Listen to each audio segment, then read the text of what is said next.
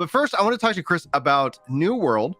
There is essentially a lot of changes on the way. And last week alone, the devs gave me the biggest glimmer of hope. I put up a big old forum post. I talked about it, generated a lot of interest, used my influencer weight to lean in and just say, guys, if you agree with anything I'm sharing, just go and interact with the post. The devs have responded. And on the PTR, they pushed out this change that makes me excited. My core complaint with the seasonal model that New World was rolling out isn't that they have a seasonal model, isn't the ways that you gain seasonal experience, is that they were taking away options for me as a player in terms of that. If you go fish, for example, and you don't have anything on your activity card that relates to fishing, you're not making seasonal progress. And I said that they need some passive experience. And I just kind of used the arbitrary one seasonal experience per whatever action you're doing, crafting, gathering, doesn't matter. 1 second. Got a baby cry. I'm gonna make sure it's okay. We were talking about seasonal models earlier this morning and what's a fair seasonal model. I think for me at this point, it's like, I don't mind the act of purchasing something being very FOMO based. That is just a natural marketing term. Like, I don't like, it's hard to say, well, just don't use FOMO. I don't mind that they use FOMO in the purchasing element, but I don't think that the seasonal model needs to be FOMO in the completion element. I think if you purchase season 1 and season 2 starts and you want to finish season 1, knock yourselves out. If you want to go work on season 2 for a bit because you purchased it as well, and then you want to go back and do season 1, that's fine too. That would be the preferred method, especially for MMOs. And I think they could even seed into the current season, like something that's exclusive if you're on that season, right? Like, I think you could say. I think the base thing is you just vault the act of purchasing the seasons. So it's like, so there's 2 days left in season 1. It's like, you should buy it, or you won't know when you'll get a chance to purchase, season of the hawk again. And this is the only chance to get that. And so gotta get that hawk season. So I don't know. I think there can be a FOMO element to it. And I think seasonal events themselves, like the little Christmas holidays and stuff like that, are a great chance to go introduce unique cosmetics and all of that. I don't like that Final Fantasy then goes and puts those on the store. That makes it feel like it's unique except. Like, either make it unique or don't. So if you want to put a different skin in each year or something like that. The really cool thing is if, say, this year's blue and next year's red, well, to people who have been there every year can have them all, but then new players just let them choose between blue and red. And so, like, the advantage of being there every year is they keep adding them and you can keep acquiring them. But at the end of each year's event, you get to pick one. Like, I think there's a lot of opportunities to kind of reuse assets, which is where MMOs can thrive. The question is, how do you use enough of your assets? Because they're very expensive to build. So how do you not just get utterly screwed when you have a bad patch cycle, or we all decide to stay inside and overconsume your game for 6 months? Like, how do you better leverage the fact that you've been around 10 years? It's weird to me that games that have been around 10 years don't have some like distinct advantage over games that are 2 years old all the time. They do sometimes, but like, you should be playing that all the time. Like, if you've ever played poker with somebody who gets chip lead, like, they're a bully every hand after that. I know Brian is. Like, if Brian gets ahead, he will be a bully all the time. Like, it doesn't make sense to me that MMOs are not being content bullies when, like, it's like, I have 200 million hours of content. Like, what do you have? Like, just constantly throw it in the newer game space. So as New World starts to embark on this seasonal model, my question is, how are they going to use that, not just for this season, but how are they going to use that when this season's 5 years old?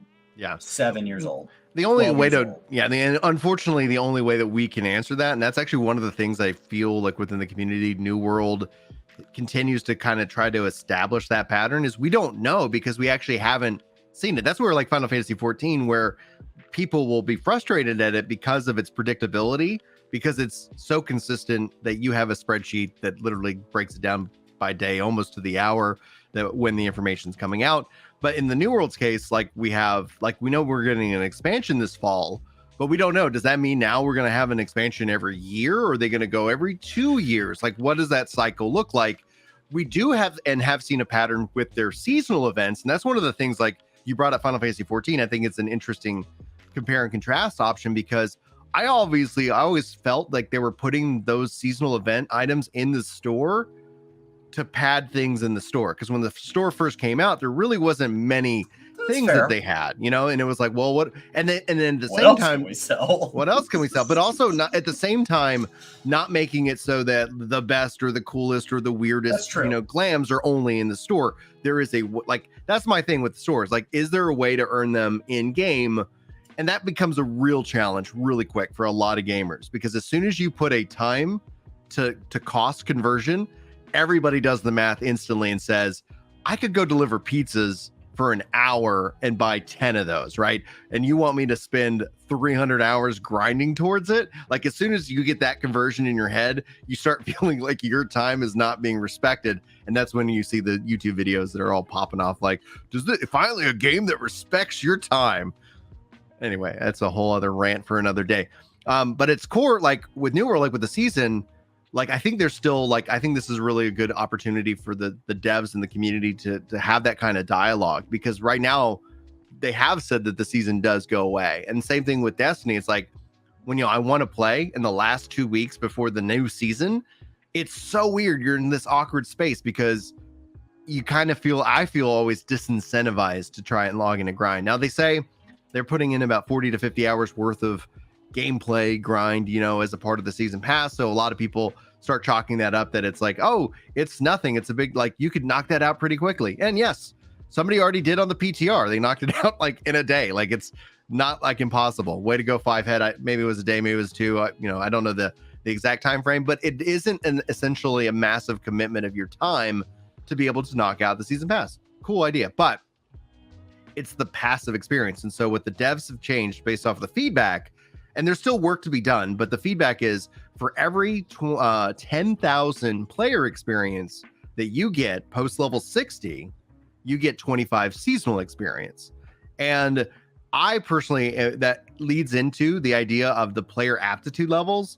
As you hit level 200, like on crafting and gathering, you enter into the aptitude system in which you keep getting experience. And it just says, thank you. Thank you for continuing to gather and to craft. It doesn't do anything really, though, right? It doesn't do anything. But that's what we've been advocating for in this case for the player level as well, because experience at 60 hits the floor just like it does in 14. It's the same feedback that I had for 14. But it's not like Destiny where that +1 makes you more powerful for the duration of that season. It's literally nothing. Right. It's literally nothing. It's a reward crate of materials, and a kind of a bragging rights thing by your little level thing or something like that. Hey, I've done this an insane amount, like maybe I know what I'm talking about, or maybe I'm just weird. But in terms of seasonal XP, I probably don't know about the other games you're playing. Yeah, it's like in terms of the seasonal experience, though, to kind of bring this, together and connect it, is there's no visual way to track it right now. It's like, oh, every 10,000 experience, you just kind of have to have that happen to know that you then got the additional 25. So this is still on the PTR. I don't think that's going to make it in time for the release on the 28th, being that we're this close. They're wrapping up the sprints. They're testing it out. It's getting ready to roll out. That's one of the things that within games as a service games, I see a lot of non-developers pop off. They're like, I gave feedback, a month ago. And I'm like, oh man, that's great. There's a process that feedback goes through and then eventually gets put on a backlog in a sprint. There's no guarantee that feedback is going to be targeted based off of this release. That's why it's like, those community members have to go through those and then distill them down and try to, put them all into categories and then present those. And then they go over those. And even if they're like, wow, everything the community suggested is great, and everybody in the community all asked for exactly the same thing and nobody disagreed, so we are going to be able to satisfy everybody because they're all good ideas and they all agree with each other. Well, even then they still have to prioritize, okay, and in what order do we tackle those things? Meanwhile, new feedback's still coming in. That's a hard job. Mm-hmm. Yeah, it is absolutely a hard job. And on that note, in terms of it, you have that cycle. You got there's a cost to it. Okay, does this conflict with any other systems? Does this conflict with anything we're also already working on? And so that's why there was the first Descendant, there was a beta for this game as a looter shooter. They had a beta for it in October of last year, and people were kind of dogging on it. They're like, oh man, the questing system's kind of weak. because I think a lot of gamers have been trained up that betas are kind of these glorified like marketing demos, because that's what a lot of companies have done. They've treated these early access betas as like marketing. Beta. Fortnite might still be in beta. Yeah. Who knows? Who knows with Fortnite? We'll officially come out of beta when we make $3 billion this year, and then we get sued for $500 million over here. What's this $500 million like fines and lawsuits to our $3 billion, like our $3 billion? Why are they suing betas? Yeah, we had the label, guys. It was not even a completed game. And so with that, like that gives them time. Like they didn't have that with a release date. We don't even still have a release date for that game. That gives them time to take in that feedback and telemetry and actually make changes, right? So that's one of the things that I think will be interesting to see. So I would expect to see some of the changes that we're talking about suggested. So like I put up a thread. I created some art assets regarding like aptitude level and tracking of the player experience, which I generally found like a lot of people very receptive to. And that's something that I would personally enjoy. Guild Wars has it, that's usually kind of my default go-to is like, hey, Guild Wars does this really cool thing with this system. Maybe can New World have a version of this? This would be really nice. That's why Guild Wars is smaller. It's only played by devs. It's the inspiration to all the other games. And nobody else is playing it. All devs are like, dang, these guys have some great ideas. So good. I can't wait until it makes it into other games. And then it's like, well, why don't we just play Guild Wars then? I don't know. I don't have a good reason. It's so good. It's so good. Now, Solid 912 chimes in and says, they say that the season is a way to deliver content quicker, but in reality, yes, it's getting quicker, but it's not chunky. If you compare it to WoW ESO 14, in their first few years, they all changed very, very rapidly. What do you think, Chris? I mean, that's been my biggest point with not A, the games that have not come out, but B, with New World. Like when I said, like, we don't know that it's not a vertical progression game, they're like, yes, we do. And I'm like, no, we don't. Like, it is very much a move fast and break things mentality in MMOs. Like, who cares? Why stick to any assumptions that you made from before the game came out? Like, you made a whole bunch of assumptions in the initial round of content, and you got a lot of feedback. And a lot of that feedback is to implement it, you're going to have to break things from before the game came out. Yeah. Do it.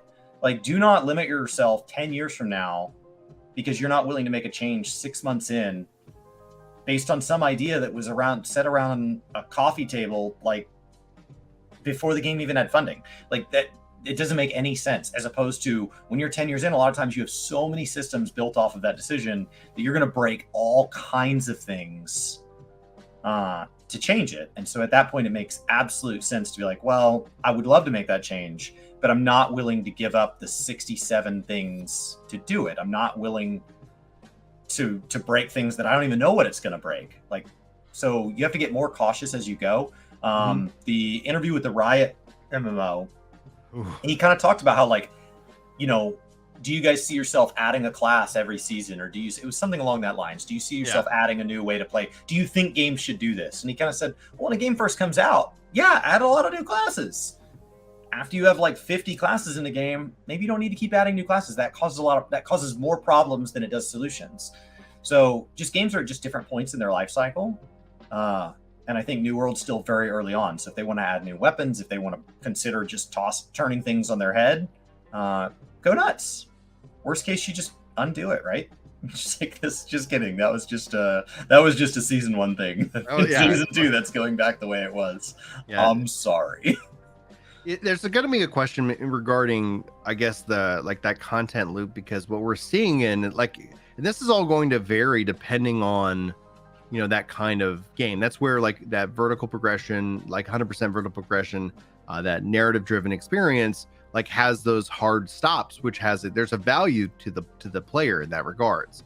If you know when you can return, if it's not hard to return, it's easier to step into this game and not feel like, okay, I took it. Like, you don't feel punished for taking a break. Final Fantasy 14 has really kind of set that mold.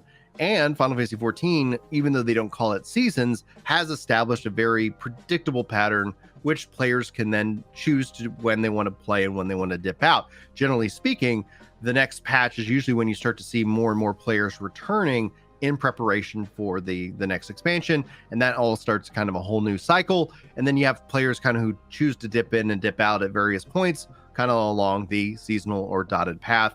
that they have with updates.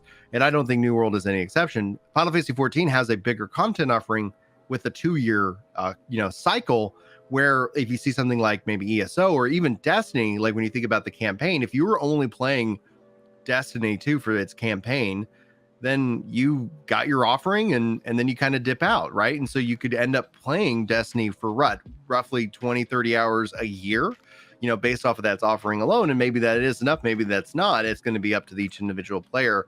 What I think the season model actually offers is that hype season within the overall whatever the expansion is, because we actually have technically 2 seasons in New World before the expansion. And so I don't think season 1 is going to be this massive wave of returning players. I don't think you're going to see massive numbers of players who are like, oh, this fixed every issue or every piece of content that I found lacking.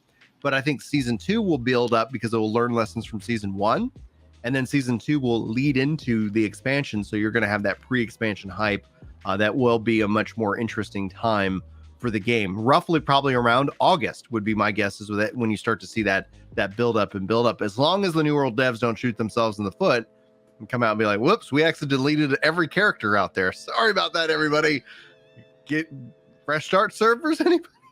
Something like that would, I think, would the only thing that would kind of kill that momentum. And then even with the expansion, the content will be consumed. Players will, dip out just like they normally do.